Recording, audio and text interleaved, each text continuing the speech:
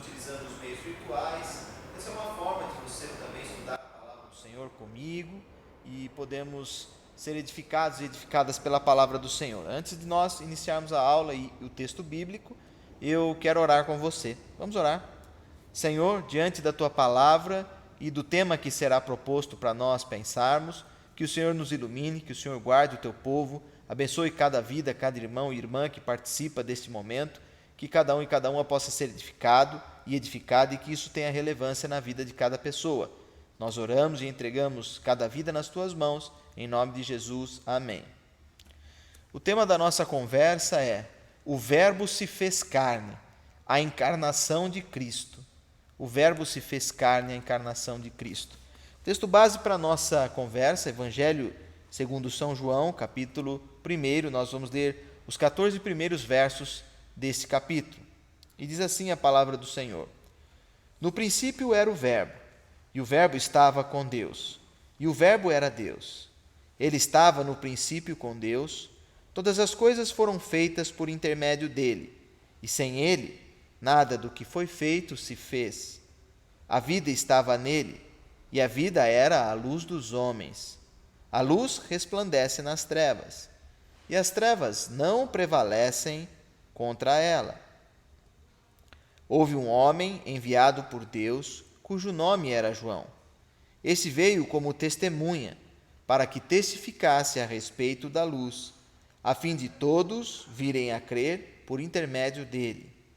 Ele não era luz, mas veio para que testificasse da luz, a saber, a verdadeira luz, que vinda ao mundo ilumina a todo homem. O Verbo estava no mundo, o mundo foi feito por intermédio dele, mas o mundo não o conheceu. Veio para o que era seu, e os seus não o receberam.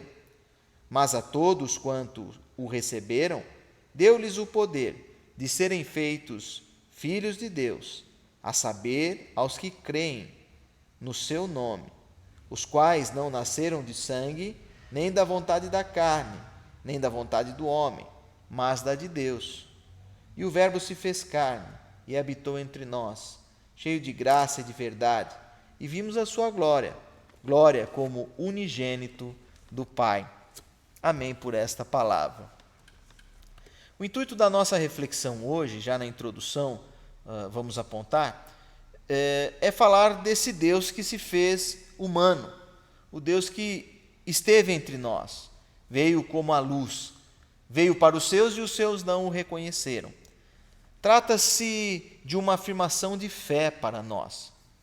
Contudo, entendermos que Deus se fez humano é difícil para uma compreensão numa perspectiva racional. Na aula de hoje, nós discutiremos um pouco desse assunto, a encarnação de Deus em Cristo Jesus. Também sobre esta encarnação, nós temos na carta aos Filipenses, capítulo 2, do versículo 5 ao 11, diz assim: Tende em vós o mesmo sentimento que houve em Cristo Jesus, pois ele, subsistindo em forma de Deus, não julgou como usurpação ser igual a Deus. Antes, a si mesmo se esvaziou, assumindo a forma de servo, tornando-se em semelhança de homens e reconhecido em figura humana. A si mesmo se humilhou, tornando-se obediente até à morte e morte de cruz, pelo que também Deus o exaltou sobremaneira e lhe deu o nome que está acima de todo nome, para que o nome de Jesus se dobre todo o joelho nos céus, na terra e debaixo da terra, e toda língua confesse que Jesus Cristo é o Senhor, para a glória de Deus Pai. Está aí a perspectiva da encarnação, né? O Deus que se esvaziou, o Deus que se humilhou e que veio até nós. A encarnação sempre foi um tema e continua sendo um tema difícil para a igreja, o povo de Deus. No ano de 451, criou-se o Concílio de Calcedônia, justamente para mostrar ao povo, à igreja daquela época, as naturezas de Deus, que Deus em Cristo Jesus é divino e também humano. Aí nos surge uma dúvida também para pensarmos. Como pode um Deus sendo grandioso, o Criador de todas as coisas do céu e da terra, surgir agora para nós em figura humana e sofrer dores comuns a todos e todas nós. Aí algo para nós pensar. Como é que pode um Deus tão grande surgir na forma de um ser humano? O primeiro ponto da nossa discussão, a partir dessa pergunta, é que, ponto 1, a morada de Deus entre o seu povo. Esse é o nosso Deus, o Deus que escolheu estar entre nós, ou no meio de nós. O Senhor Jesus afirma que o reino de Deus está dentro dos seres humanos. No Evangelho de São Lucas, capítulo 17, versículos 21 e 22, fala um pouco sobre isso, que o nosso Deus, ele não, ou melhor, que o reino de Deus, ele não tem visível aparência, que o reino de Deus está em nós, nos seus filhos e filhas. Deus tem se manifestado num local existencial. Ele se manifesta existencialmente na vida terrena, ou seja, em nossas vidas. E em Jesus Cristo, nós temos esse Deus que se revela na vida das pessoas, um Deus que se manifesta no cotidiano, no dia a dia das pessoas. Olha que interessante. O seu Deus é aquele Deus que fala contigo no dia a dia, com os problemas e dilemas comuns da vida nossas, dos seres humanos, e também presente na criação, né? O Deus também que se manifesta nos demais seres. E esse Deus habitou entre nós. O Deus eterno estabelece uma comunhão com o seu povo. Ele se fez carne. Olha que grandioso esse Deus, né? Se coloca na posição dos humanos. Portanto, o local da morada de Deus é a vida cotidiana. Você vai ver aqui uma imagem de uma catástrofe, né? Provavelmente um desabamento, e as pessoas ali tentando recuperar os escombros daquilo que seria ou poderia ser a casa de cada um e cada uma delas. Esse é o seu Deus. Ele se revela na vida destas pessoas, sobretudo desses e dessas que estão sofrendo. É o Deus do cotidiano, é o Deus que vem até nós. Então, no primeiro ponto, nós vimos que a morada de Deus é em meio ao seu povo, ou entre o seu povo. Agora, o segundo ponto que eu quero destacar, Deus se revela no encontro do Deus Pai com o povo, né? É justamente naquele encontro de Jesus Cristo com as pessoas que ele se mostrou o Deus poderoso. Veja como é importante nós pensarmos na questão do encontro. A encarnação como uma experiência de encontro. Eu queria ler com vocês Colossenses,